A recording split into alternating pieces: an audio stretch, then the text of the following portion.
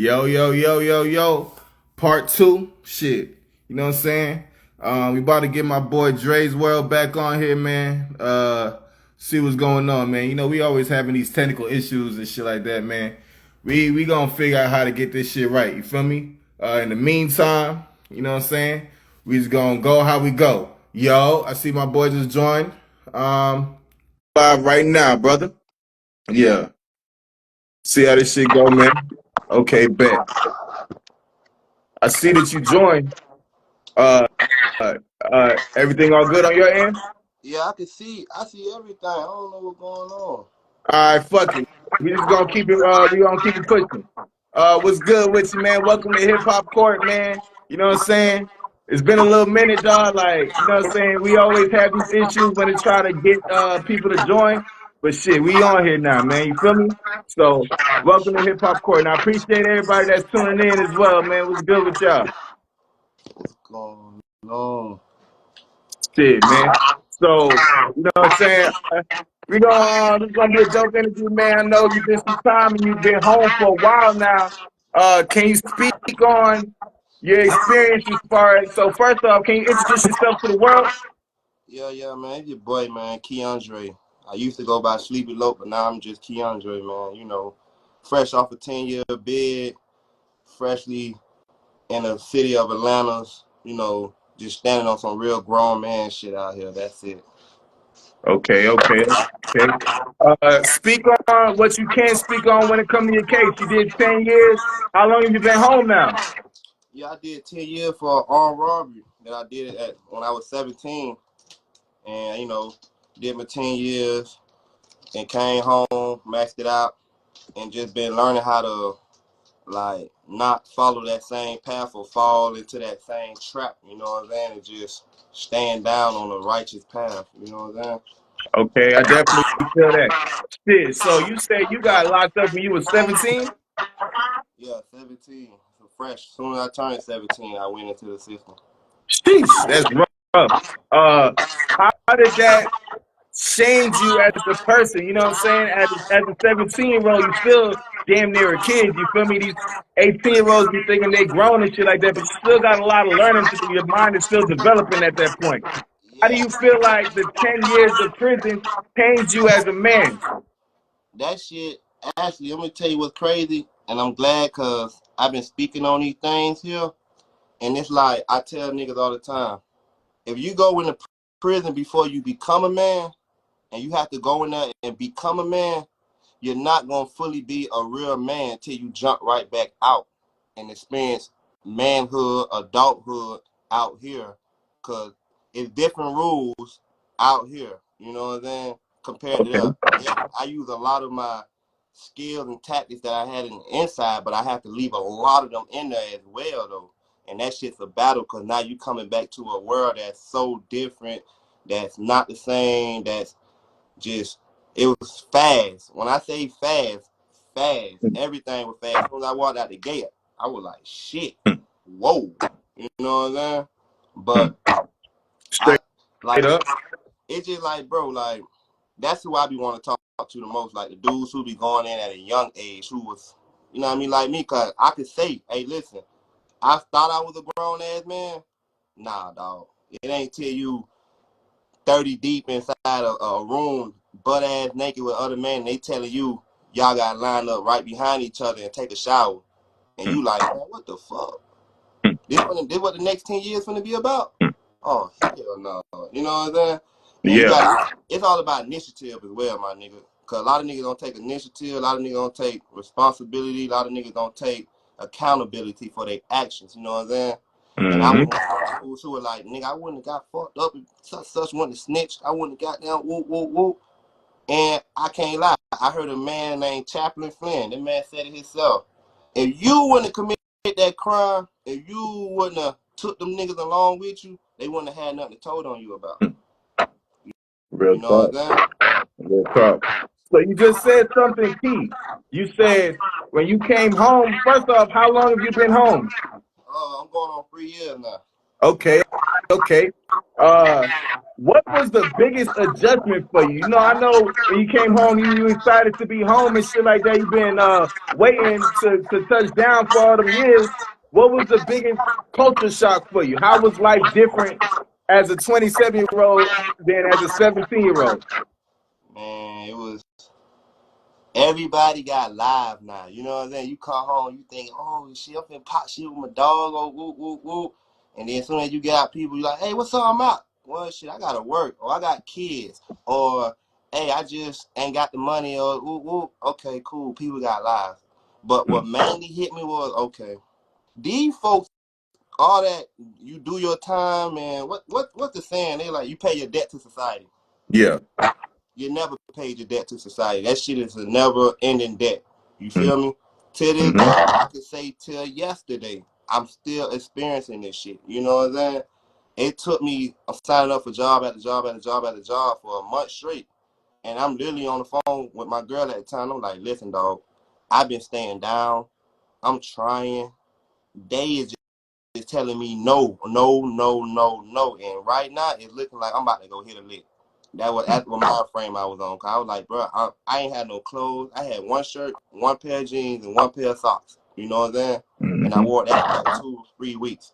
You know what I'm saying? I had a roof to go to. I had a room and all that, food and all that, but I didn't have more essentials. You know what I'm saying? My folks can only do but so much. So I always tell niggas before they get out, create a plan, start networking, talk to as many people you can to help start putting you in position now. Don't wait till you get out because it's going to be super, super hard because why? We have the lack of resources already. But we got more against us because we got these stuff on our files and stuff like that. You know, I used to work $10 an hour, 14, 17 hours a night at a lumber yard. You know what I'm saying? Yeah. What the fuck? I'm working 5 days out the week. You know what I'm saying? So I ain't having no fun time. I ain't having no time to really just progress. I'm just slaving. You know what I'm saying? All due to what? Convicted felon. So tell me, you said there was a lot of habits that helped you, and there was also some that you had to drop when entering the free world. Name some of them habits. What habits did you develop in prison that helped you out in the free world, and then what were some of the habits that you had to drop? One of my main things is reading energy. You know what I'm saying? Reading the room, paying attention to someone, body demeanor, or stuff like that. That tells you a lot about what's going on or stuff like that. And it been times where I be out here and I've been like, hey, you know what? Them boys over there moving a little iffy right there. You're like, hold on. And I'd be like, hey, let's slide right quick. I feel like something finna happen. I done been right a few times, you know what I'm saying? But people be like, how you know? I'm like, cuz when you sitting in a dorm closed in with 49 other men, you have to read the energy. Cause everybody is what? Manipulative. You know what I'm saying? Whether it is good manipulation or whether it is bad manipulation, people are trying to get over and not trying to show their hands. So you have to always read through it. You know what I mean? Not be nosy, but be observant. You Yeah. know what I'm saying? Yeah. Now, the main thing you should drop coming out here is the mentality of thinking that everybody got something against you or that people are like, just like coming for you or something like that. Because everybody not out against you. You know what I'm saying? I had just recently went through this Sunday, right? I had to make a decision whether I'm going to throw my freedom away or I'm gonna have to just swallow pride and just deal with this shit here for the next few days of anger. You know what I'm saying? And it was due to I was driving. I'm a Amazon delivery driver. You know what I'm saying? And I'm coming through the mountains. I work in the mountains and stuff like that. Rockmart, Georgia, where I was at. And I'm coming down out the mountain back into the little regular area and stuff. And I guess the white man didn't think I could hear him because my music was playing or something like that. But all I know I heard was, "You fucking nigger." I I jumped out the van. I said, "What the fuck you say?" "Oh, I said you speeding up." I said, "No, say what you said. Don't tell me all that. I want to hear what you just said. You fucking what?" He didn't want to say it. I said, "Okay, you want to keep bringing up these kids? Make sure they ain't here when I come back." And no cap, I rode around for 30 minutes, speed throughout the whole time, trying to fight my anger, because I'm like, man, it's not even about the word, it's about the intent behind the word. You know what I'm saying? That's what was fucking with me the most. And I'm like, damn, dog, like, bro, I just bought a car. I just got out of debt. I just started up my own business. I'm doing good, dog. And this shit right here is finna send me back, because ain't nobody finna disrespect me like that. I don't let nobody disrespect me. You know what I'm saying? I believe in be a gentleman with the ladies and a gangster with the niggas. You know what I'm saying? Yeah. So when you disrespect, it ain't no reason to talk no more. You cross that line. So for the last few days, I'm fighting this. I know where you stay, I know all this, but I'm fighting because I'm like, bro, it is so much to lose, dog. It is so much to fucking lose out here, bro. You know what I'm saying? Straight up. And people don't understand that. Even in my job do the same thing. They be trying me. They be just, oh, we ain't got nothing for you today. You'll be all right. And I'm like, y'all don't really understand like who you talking to. Like, I'm not a man of disrespect. I don't disrespect others intentionally. I don't come off as a fuck nigga. I don't try to do nothing. I try to be straight, genuine, and try to be 100 with people. And when people come at you like that, it's just a psychological, you know what I'm saying? Like, shout out to that boy G, man, because G is a perfect role model for anger. You know what I'm saying? Yeah. I done seen G in some situations, and like, I'm in my mind at the time, cause I come from a gang background. I'm like, G, smash that nigga ass. G, G, like, no.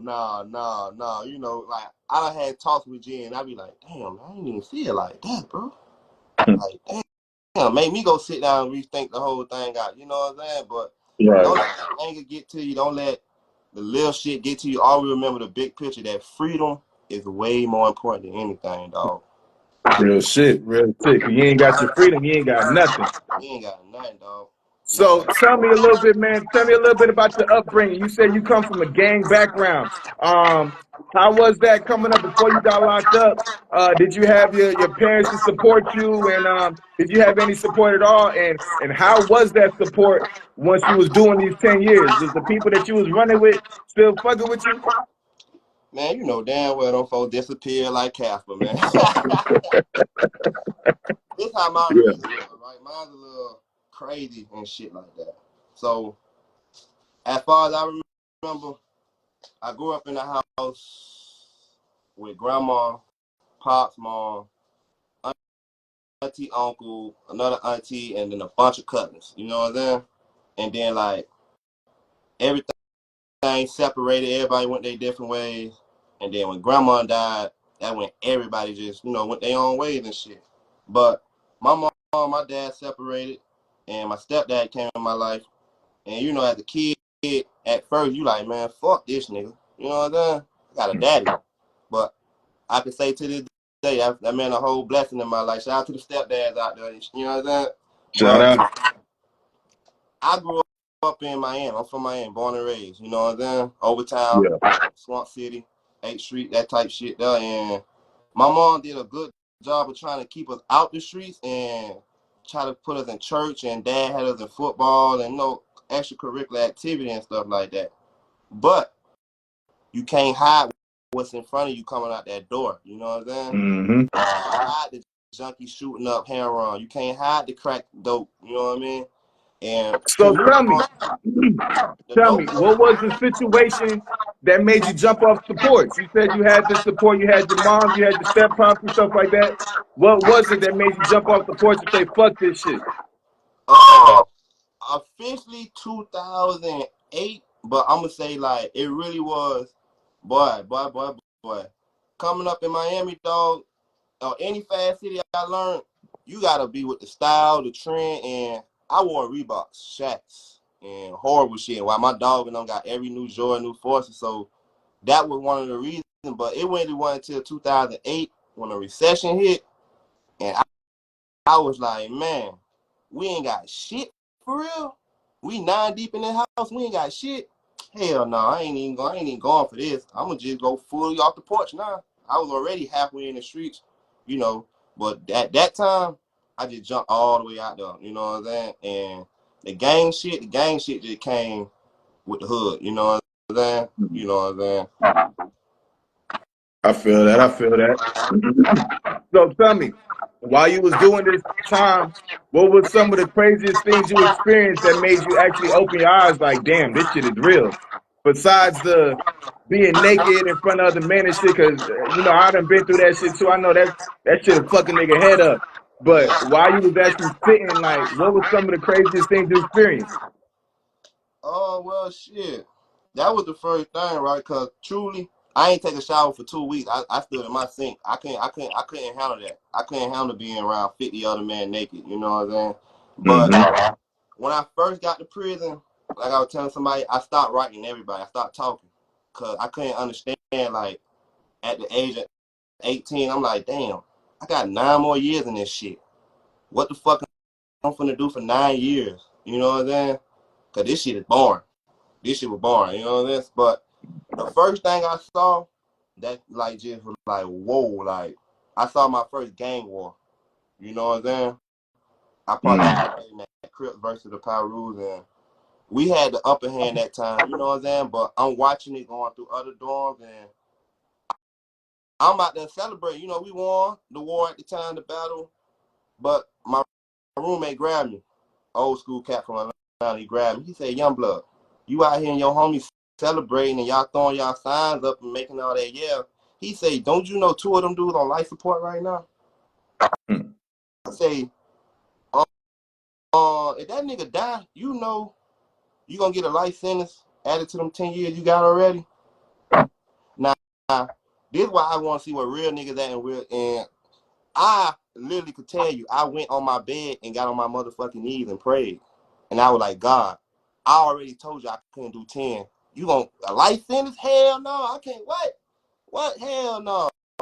And by the luck of God, them niggas pulled through. You know what I'm saying? But that's was how I was finna catch my first bodies in chain gang. You know what I'm saying? Mm-hmm. And that made me be like, okay, put these knives down, cause these shits ain't worth it, dog. Like I'm not finna do no more than 10 years I done got in here. You know what I'm saying? And that was a major fight throughout the whole. Cause like I say, I was crip throughout the whole bid. So talking about no knives and we go to war. You know what I mean?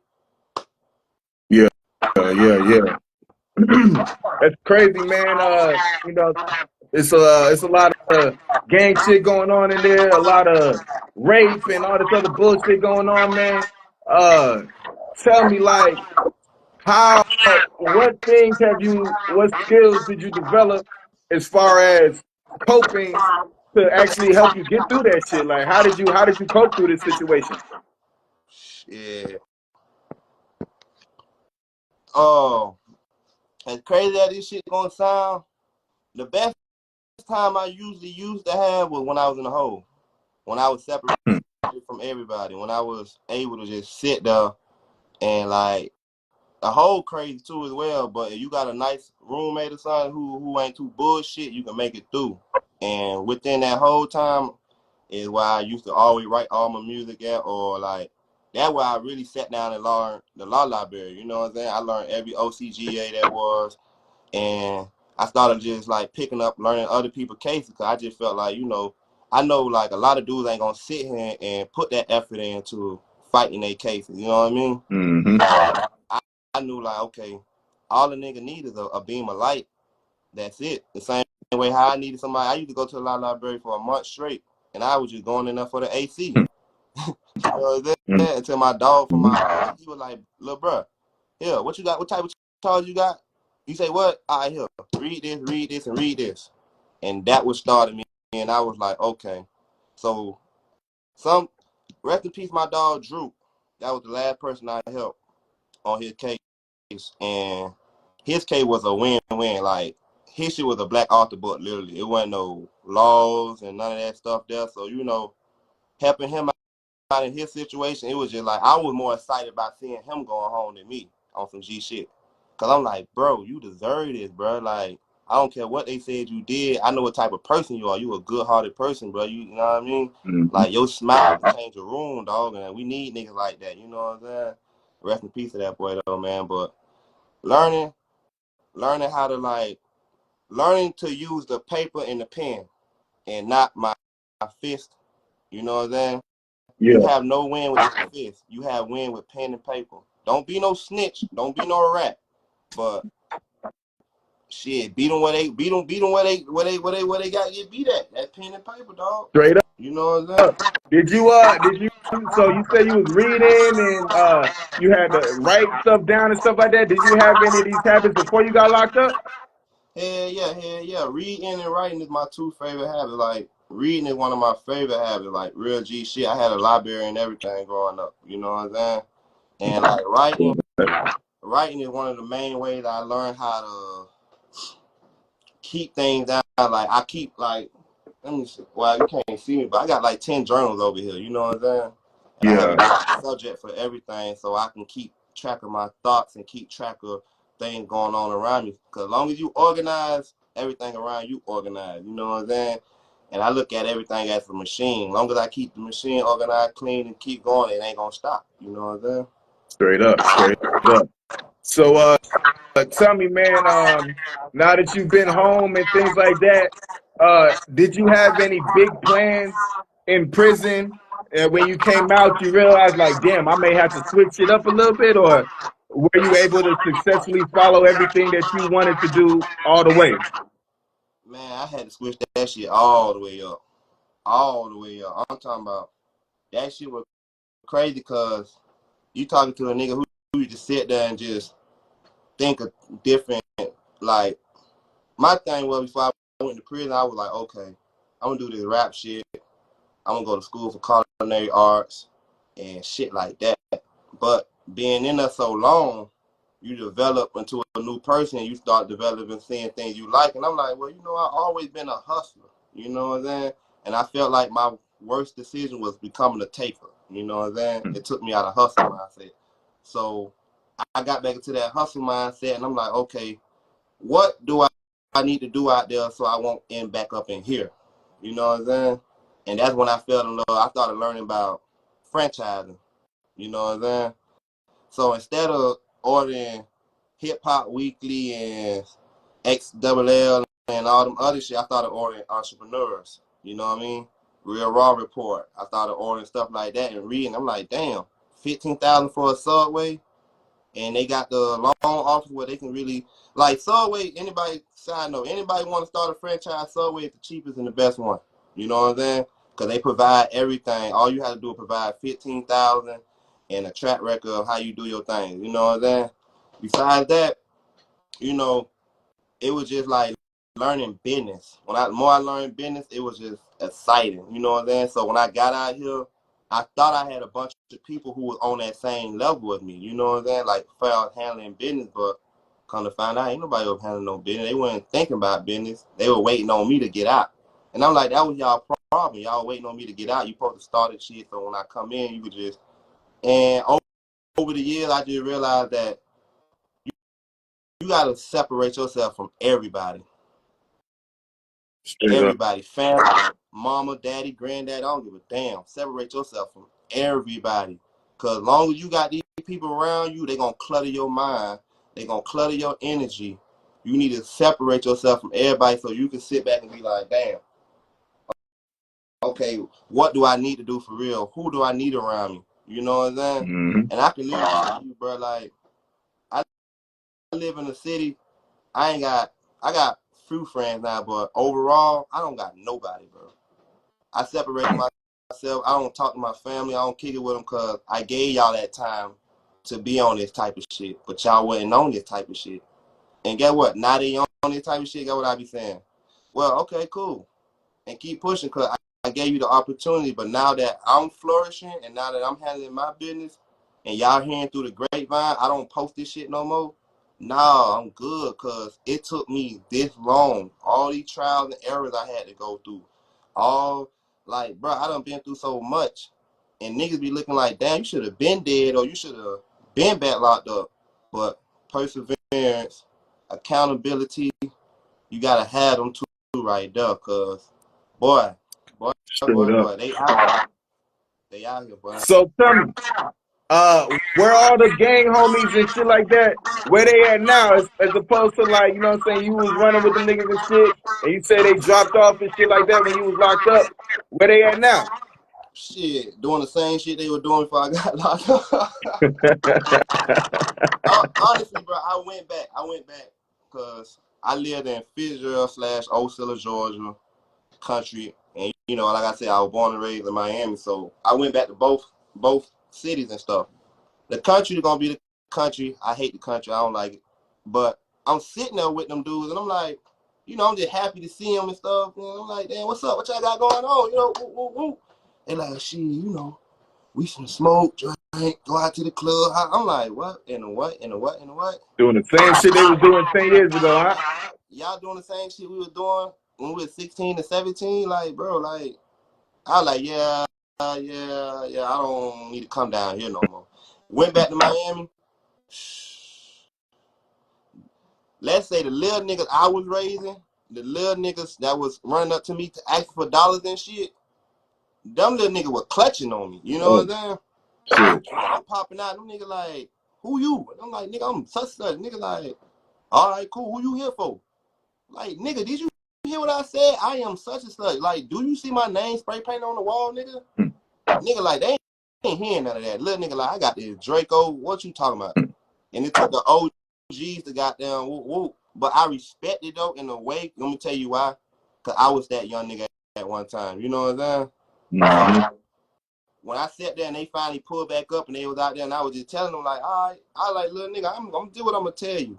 You feel like right now you the man or something, you not a man, dog. I say, I'm gonna tell you now. You think you a man because you got that big ass Draco and that you feel like you gonna overpower someone. I say, can you squeeze that Draco when it's 1,000 niggas goddamn in front of you with knives and shit? No, because you ain't gonna have it. You know what I'm saying? I say, can you lay down right now and do a life sentence at 16, 17? I say, cause I know some niggas who doing 2-3 life sentences at a time. They ain't even 25 yet. I said, can you really do that, little bro? And the more I got around the niggas down there, I'm like, man, these niggas here ain't doing nothing but being the older version of the younger version of us. Nah, I'm straight. And that would end up making me like say, fuck Florida, fuck Georgia. I moved to Missouri, Minnesota, Chicago, and I just was working and I was just learning like, you know what? It's so fun out here, dog. It is really fun out here. I don't give a fuck if I am working myself to death. You know what I'm saying? Yeah. I like to work. I work three jobs right now, my nigga, just so I wouldn't have to be tempted by nothing. You know what I'm saying? Mm-hmm. I don't want to be So, tempted by nothing. So tell me, you say working is fun for you now. What other things G Money just put in the chat? What is your idea of fun? You know what I'm saying? You ain't on that hitting licks no more and doing drugs and all that other shit. What is your new idea for fun? My main thing is I love now. I take these nature walks, right? I love going to these waterfalls, Cascade Natural Preserve, Howard Mill Waterfall, what do you call it? Appalachian Mountains up there in Tennessee and stuff like that. Like I Okay. love that shit. That shit is very peaceful. You know, tuning back in with nature, getting right with the ancestors. You know, I just retired from indoor go-kart because that shit boring. I'm sick and tired of winning all the races, bro. That shit, you know what I'm saying? Ain't no competition. But like, I do the simple thing. And travel, bro. That was my main thing. My first 2 years out, I traveled. I seen 12 states in 71 days. You know what I'm saying? That's So, cool. What did you learn from that? I think that's actually key that you said that because I was having a conversation the other day. I feel like a lot of people, especially our people, we stuck in our mindset. We stuck in our block is the world, and that's not the case at all. not the case. So, what were some of the things that you've seen while traveling that opened your eyes, if anything? Culture, man. Culture shocks, man. Like moving to Missouri, like I said, Florida, Georgia, and Puerto Rico was the only places I've been to before I moved to Missouri or the Midwest, you want to say, right? So when I first moved up there, I actually seen snow. After, you know, I've been in Georgia and shit. It done snowed probably 1 day or 2 days. You talking about consistent snow? You know what I mean? Mm-hmm. About weather that's 30 degrees below. You know what I'm saying? You talking to a Miami nigga at that in 30 degrees below weather. Shit, nigga, I ain't come out the house 2 weeks straight. That shit fucked you up, huh? Yeah. Oh. Main culture shock. When I moved to Minnesota, I live around straight Asians where I lived at. I didn't Okay. think Asians was that racist, dog. I really didn't think that. I really didn't think that. I didn't think they really hate black people. Or, just that group of people at that time. Let me get that right. You know what I'm Yeah. saying? But outside the bad shit, man, listen, dog. People from other areas love to meet different people who travel. They love because you learn. And I'm like, okay. Like people don't believe Minnesota only got 2 seasons. You know what Yeah. I'm saying? Yeah. Winter for like 8 months and summer for 4. That's how that shit go down there. Yeah, like I'm talking about my birthday May 9th. May 9th. So I'm official spring baby, you know what I'm saying? So Yeah. I'm sitting here a week before my birthday, damn near about to cry in the living room because I'm like, why is it still fucking snowing? Why is Yeah, it that is some snowing? wild shit. I just left before I went back to Minnesota. I had left Tampa. I was in Tampa for spring break, 2 weeks, hot as hell on the sand. 20-hour trip to Minnesota. It's freezing up here. You know what I'm saying? Chicago, what it is. You know what I'm saying? But also, Chicago is a lovely place. I'm not gonna lie, right? Chicago is definitely a lovely place outside of the drill that they promote and stuff like that. That shit is very lovely. Weed is legal. Oh, that was it. Weed being legal other places and you don't like smoke in front of the police and they don't do nothing, like that was amazing. Yeah. That was amazing. Like I psyched out in Chicago one time and threw my whole bomb because I forgot weed was legal and I saw the police. Even he Damn. was my ass. Yeah, I ain't gonna lie, that's a huge culture shock because I'm from New York and I moved to Texas a few years back. And shit, nigga, I actually got locked up for smoking weed when I was up in New York. You know what I'm saying? And then I went back like last couple months ago, and everybody smoking weed now. They got legal shops and shit like that. Niggas smoking weed in front of the police. That's a huge culture shock, man. So I definitely can understand where you coming from with that. Tell me though, if there was something you could go back and tell your past self before you got locked up, before anything, what piece of advice would you give yourself back in the day? Your 16-year-old self. Listen to your motherfucking intuition. Cause I've been in a lot of situations and I had that gut feeling or I had that thing in my head say, don't do that. Or don't go that way. Or don't fuck with him. You know what I'm saying? And you know what I'm saying? When I say Still do that shit. I had 3 warning signs not to commit the robbery, right? The first one What was was it? walking, cause it's a small little country town, and we walking from one side to the other side. You know what I mean? Broad daylight. I'm on foot. So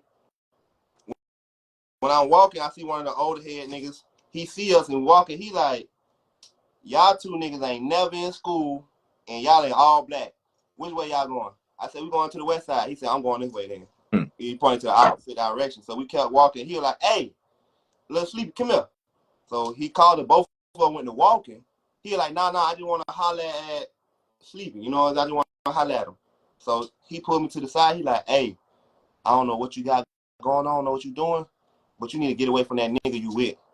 I'm like, what? He like, I don't know what you got going on. I don't know what you doing, but you need to get away from that nigga you with. I'm like, I got you, big bro. Push. Okay. So then we get to the side of town. We run into the man cousins and them. I'm sitting back. I'm walking by myself. I'm scoping out the little robbery and stuff like that, right? Seeing how I'm finna move and stuff. All I hear is a nigga say, hey, bro, you finna go rob the store? I looked at him. I'm like, no, nigga, what? He say, bro, I see the gun on your waistline. Oh So shit. I called the nigga Bubba, like, why are you telling this man I'm finna go rob something, nigga? He like, I ain't telling him. I'm like, bro, only me and you know I'm finna go rob the store, so what the hell you talking about? But I blew it out my mind, cause bro, like, hey, we finna go to the store and come right back. I like, cool. I'm sitting at the store, right? Just sitting there. You know what passed by? What? A sheriff car. Whew. That's crazy. I was like, and I said it to myself. I say that's a sign telling me not to do this shit.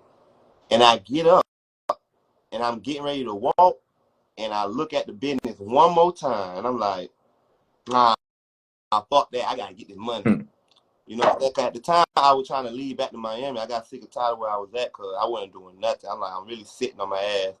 And job court denied me because I was on probation, juvenile probation. They said I had to wait till I was 18 to clear out. So really, that was really supposed to save me. I supposed to went to job court, but they denied me. So I still go commit the robbery and stuff like that. You know what I'm saying? You see the results. But intuition, man. When you hear that shit, and sometimes that shit be, hey, Spot on. and Yeah. you'll be like, man, I don't care about that shit. Boom, bust your motherfucking head, just like that. You know what I'm saying? Mm-hmm. To that intuition, that gut feeling, man, that shit gonna save you. Straight up, man. Straight up. So, second, man, I appreciate you. I appreciate you sharing your story with us, man. I appreciate you giving us that game, man. Is there anybody you want to go ahead and shout out, man? Anybody that been supporting you and all that shit? Anybody you want to just show love to in general? Yeah, man. Shout out to Hip Hop Court. I've been following this since day one. You Yeah. know what I'm saying? Yeah. When I Straight up. was inside, you know what I'm saying? So I Yeah. respect the platform. Shout out to my boy G. Can't wait till he touch down. Real tour shit. Shout out to everybody who's viewing. China, Hilo, Shay, Val, CT, Miss London. Shout out to everybody, man, because we appreciate y'all, and we trying to spread this type of message and this type of vibration and stuff like that. Like, you know what I mean? Get people off that fuck shit and get people on the right path, man. You know what I'm saying? Straight Because up. I tell everybody, dog, I've been out here going on 3 years. I probably had a bump into it with the law once or twice. But overall, though, man, this shit is hard, but it ain't hard. It's hard, but it ain't hard. It's up to you. Straight up. Straight up. I mean, shit. It's gonna be hard on the streets and it's gonna be hard in prison. You gotta choose your hard. You feel me? Yeah. Hey, guess what? I'm taking that, nigga. I'm finna steal that. It's gonna be hard in the street. It's gonna be hard in prison, nigga. That's a good one, though, boy.